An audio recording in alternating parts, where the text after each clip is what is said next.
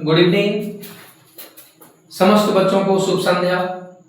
आज एक वीडियो बनाने की कोशिश और आप देखेंगे कि ये वीडियो आपके लिए बहुत ही इंपॉर्टेंट होने वाला है मेरे बच्चों। जैक बोर्ड हो या बिहार बोर्ड हो या यूपी बोर्ड हो, जिस किसी भी बोर्ड के बच्चे हमारे इस वीडियो को देखेंगे ना, तमाम प्रकार के बोर्ड के बच्चों के लिए ये वीडियो लाभदायक होने वाला है। खास करके जैक बोर्ड के लिए, हमारा जो झारखंड बोर्ड जो है ना, उसके लिए, झारखंड बोर्ड के बच्चों के लिए बड़ा इंपॉर्टेंट वीडियो होने वाला है। हम लेकर के आए क्लास 10th का हिस्ट्री सब्जेक्ट का चैप्टर नंबर 1 यूरोप में राष्ट्रवाद का उदय, और इसका अति लघुत्तरीय प्रश्न लेकर के आए हैं। अति लघुत्तरीय प्रश्न में हम देखेंगे कि आपको 2 मार्क्स का सवाल पूछता है, 2 नंबर का सवाल पूछे जाते हैं, और इसमें हम पहला सवाल जो लेकर के आए हैं, आप देखेंगे पहला सवाल आपके स्क्रीन में आपके सामने व्हाइट बोर्ड में आप देख पा रहे हैं कि पहला सवाल है कि 1832 ईस्वी की एक संधि हुई थी। 1832 ईस्वी की एक संधि हुई थी, पूछ रहा है उसका नाम बताइए जिसने यूनान को एक स्वतंत्र राष्ट्र की मान्यता दी। जिसने यूनान को एक स्वतंत्र राष्ट्र की मान्यता दी, यानी कौन सी संधि थी जिसने यूनान को एक आजाद देश बनाया था, एक स्वतंत्र राष्ट्र बनाया था, कौन सी संधि थी? तो यहाँ पर कोई हेजिटेशन नहीं होनी चाहिए, मैं जैसा बता रहा हूं बस उसको ध्यान में रखने की जरूरत है आपको। उस संधि का नाम है कुस्तुनतुनिया की संधि 1832। यहीं पर लिख दिया कि 1832 में संधि हुई थी, उसका नाम बताइए। आपको केवल यहाँ पर उसका नाम पूछा है। सवाल आपको ये भी पूछ सकता है कि कुस्तुनतुनिया की संधि कब हुई थी, है ना?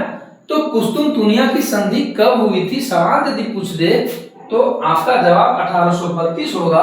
और यदि आपको पूछ दे कि 1832 ईस्वी में कौन सी संधि हुई थी जिससे यूनान एक स्वतंत्र राष्ट्र बना था, तो जवाब में होगा कुस्तुनतुनिया की संधि। कौन सी संधि? कुस्तुनतुनिया की संधि। तो यहां से क्लियर हो गया होगा आपको कि 1832 ईस्वी की संधि जो थी वो कुस्तुनतुनिया की संधि थी, जिसने यूनान को एक स्वतंत्र राष्ट्र घोषित किया। नाउ नेक्स्ट क्वेश्चन आपके सामने ये रहा, क्वेश्चन नंबर 2 कि 1871 में जर्मनी का सम्राट किसे घोषित किया गया, है ना? 1871 में जर्मनी का सम्राट किसे बनाया गया? तो जर्मनी का सम्राट कौन बना था 1871 में? अब हम बात कर रहे हैं 1871 का, तो 1871 में हम क्या हुआ था? तो सीधी सी बात, अगर मैं पॉइंट पर जाऊं तो 1871 में जर्मनी का एकीकरण हुआ था मेरे बच्चों। जर्मनी का एकीकरण हुआ था। एकीकरण का मतलब क्या होता है? आप उसकी कहानी आप पढ़े होंगे तो आपको पता होगा कि संपूर्ण जर्मनी अलग अलग छोटे छोटे राज्यों में विखंडित था, और उसको एक करने की कोशिश किसने किया था? एक करने की कोशिश वहां के एक प्रमुख व्यक्ति ऑटो वन बिस्मार्क ने किया। संपूर्ण जर्मनी को जो अलग अलग खंडों में विभाजित था, संपूर्ण अलग अलग प्रकार के नाप तो व्यवस्था थी, अलग अलग प्रकार की मुद्राएं थी, संपूर्ण चीजों को एक करने की कोशिश किया, और उसी को एकीकरण कहा जाता है। तो एकीकरण की भूमिका जर्मनी में जो निभाया ना, वो ऑटो वन बिस्मार्क ने निभाया। यहाँ पर सवाल आपको ये पूछा जा रहा है कि जर्मनी का सम्राट किसे बना दिया गया था 1871 में? दैट मीन्स जब जर्मनी का एकीकरण होता है तो सम्राट कौन बनता है? सीधी सी ये बात है। तो सबसे पहले यहाँ पर यह समझना आपको कि जर्मनी का एकीकरण कब हुआ। यदि सवाल आपको पूछ दे कि जर्मनी का एकीकरण कब हुआ, तो आपका जवाब क्या होगा? आपका जवाब 1871 होगा। मैं बता दूं, जर्मनी का एकीकरण करने में ऑटो वन बिस्मार्क ने 7 सालों में 3 युद्ध किए। 7 सालों के दरमियान में कितने युद्ध किए? 3 युद्ध किए। किससे किससे किए थे? याद करिए, है ना? 7 सालों के दरमियान में 3 युद्ध किया। ऑस्ट्रिया से किया, डेनमार्क से किया, और किससे किया? और फ्रांस से किया, है ना? तो 3 युद्ध आप देखेंगे कि इन्होंने 7 साल के दरमियान में किए, और तब जाकर के रक्त और लौह की नीति अपनाकर इन्होंने जर्मनी का एकीकरण कराया। कौन सी नीति अपना करके? रक्त और लौह की नीति अपना करके। आपको सवाल भी पूछ सकता है कि रक्त और लौह की नीति किसे कहते हैं? रक्त और लौह की नीति किसने अपनाया था? तो रक्त और लौह की नीति किसने अपनाया था? ऑटो वन बिस्मार्क ने। इस नीति के तहत ही जर्मनी को 1871 में क्या कराया? इन्होंने एकीकरण कराया। इसलिए बच्चों, जर्मन एकीकरण का मसीहा बोल लीजिए, जर्मन एकीकरण का जनक बोल लीजिए किन्हें कहा जाता है? ऑटो वन बिस्मार्क को। मैं चलता हूं पुनः इस प्रश्न पर। बोला जर्मनी का सम्राट किसे बनाया गया? तो प्रशा के शासक विलियम प्रथम को। किसे बनाया गया था जर्मनी का सम्राट? ऑटो वन बिस्मार्क नहीं बना था। कौन बना था?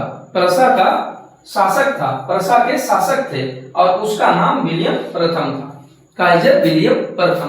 पूरा नाम अगर हम डिस्कस करें इनका तो पूरा नाम है काइजर विलियम प्रथम, जो जर्मनी के एकीकरण होने के ठीक बाद सम्राट बनते हैं, सम्राट घोषित किया जाता है। आइए ना question number next, question number third. Question number third क्या बोल रहा है? बोल रहा है जाल्वे राइन का अर्थ बताइए। जाल्वे राइन का अर्थ बताइए। जाल्वे राइन क्या था? तो जाल्वे राइन के बारे में हम लोग समझेंगे। यह क्यों स्थापित किया गया? बोल रहा है कि जाल्वे राइन क्यों स्थापित किया गया? तो इसमें दो सवाल है, ध्यान से समझना है। बोल रहा है, एक बोल रहा है कि जाल्वे राइन का क्या मतलब होता है, दूसरा बोल रहा है कि ये क्यों स्थापित किया गया। तो भाई ये जरूरी होगा वहां के लिए, जर्मन संघ के लिए ये बहुत जरूरी चीज होगा, बिल्कुल जरूरी था। तो मैं बता दूं कि जाल्वे राइन एक व्यापारिक शुल्क संघ था। क्या था बच्चों? जाल्वे राइन एक व्यापारिक शुल्क संघ था। पूछता है, एक नंबर में भी पूछता है कि जाल्वे राइन इनमें से क्या था। तो जिस ऑप्शन में व्यापारियों के शुल्क संघ हो ना, आप बेझिझक उस ऑप्शन को टिक लगा देंगे, है ना। तो यहाँ से सवाल एक नंबर का भी पूछता है, यहाँ से सवाल 2 नंबर के भी बनते हैं, यहाँ से सवाल 3 नंबर के भी बनते हैं। तो जाल्वे राइन वहां के व्यापारियों का एक शुल्क संघ था जिसकी स्थापना प्रशा के पहल पर 1834 में की गई। कब की गई? प्रशा के पहल पर 1834 में की गई थी। तो सवाल ये भी पूछता है कि कब की गई? जाल्वे राइन नामक शुल्क संघ की स्थापना किसके पहल पर और कब की गई? तो प्रशा के पहल पर 1834 में की गई। कब की गई? 1834 में की गई। इसका क्या लक्ष्य था? इसका लक्ष्य जो था ना बच्चों, इसका मेन उद्देश्य क्या था? इसका मेन उद्देश्य था जर्मन लोगों को आर्थिक रूप से मजबूत करना, जर्मन लोगों को आर्थिक रूप से एक करना, आर्थिक रूप से मजबूत करना, है एक राष्ट्र के रूप में बांधना था। जर्मन लोगों को आर्थिक रूप से एक राष्ट्र में बांधना था। यह जाल्वे राइन का मुख्य उद्देश्य था, मुख्य पर्पस था ना। Question number 4। आइए आज हम लोग 6 क्वेश्चन को हल करेंगे। तो पार्ट 1 एक प्रकार से ये चल रहा है। मैं पार्ट 2 आपके सामने कल मैं देने का काम करूंगा बच्चों। तो दिल थाम के आप कल का इंतजार जरूर करेंगे। और आज जो मैं डिस्कस कर रहा हूं ना, ये बहुत बहुत बेहतरीन क्लास आपके लिए होने वाला है। तो ना क्वेश्चन नंबर 4, क्वेश्चन नंबर 4 क्या बोल रहा है? बोल रहा है 1815 के बाद के वर्षों के दौरान यूरोप के क्रांतिकारियों का मुख्य उद्देश्य क्या था? आपको मैं बता दूं 1815 में क्या हुआ था? 1815 में वाटरलू का युद्ध हुआ था। 1815 में वियना कांग्रेस की संधि हुई थी, वियना संधि हुई थी। और वियना संधि के तहत वाटरलू के युद्ध के तहत नेपोलियन बोनापार्ट की हार हुई थी। पता होगा आपको। दुनिया की 4 शक्तियों ने, यूरोप के 4 शक्तियों ने मिल करके नेपोलियन बोनापार्ट को हरा दिया था, है ना।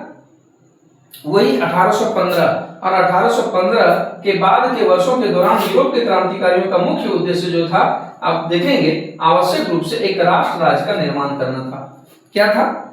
मुख्य उद्देश्य था आवश्यक रूप से एक राष्ट्र राज्य का निर्माण करना। क्या था?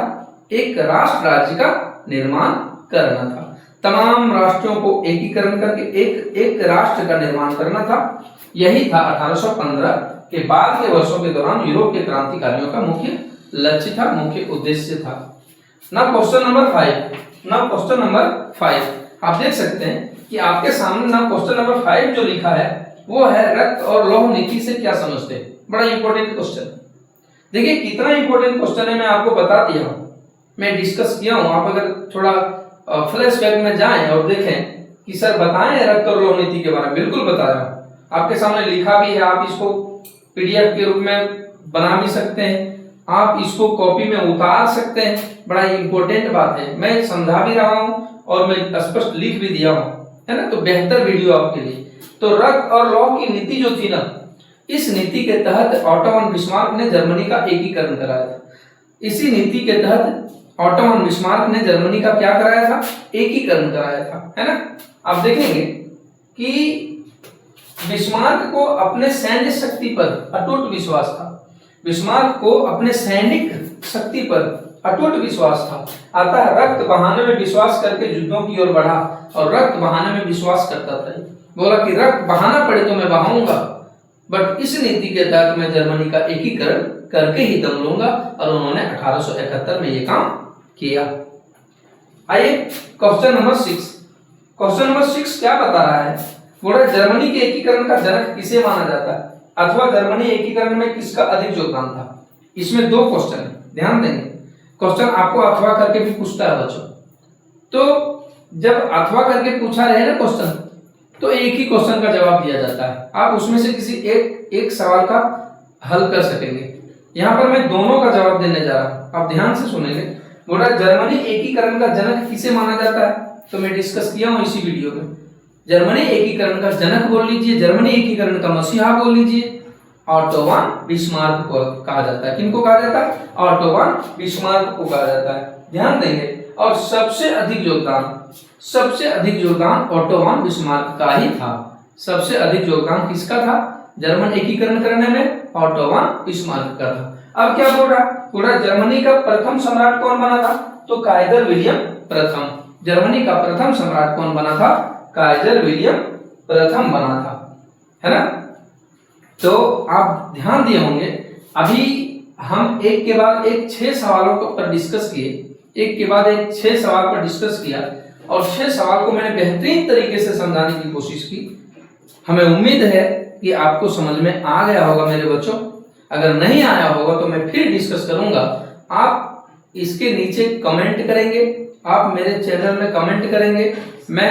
आप देखेंगे मेरा एक अपना यूट्यूब चैनल, मेरा आईडी सुनील सर ऑफिशियल से आप देख सकेंगे कि मेरा आईडी है। आप वहां जाकर के हमारे चैनल को सब्सक्राइब करें, शेयर करना बिल्कुल ना भूलें, और बेल आइकन दबाना ना भूलें, जिससे आपको नोटिस प्राप्त हो, नई नई सूचना प्राप्त होते रहे।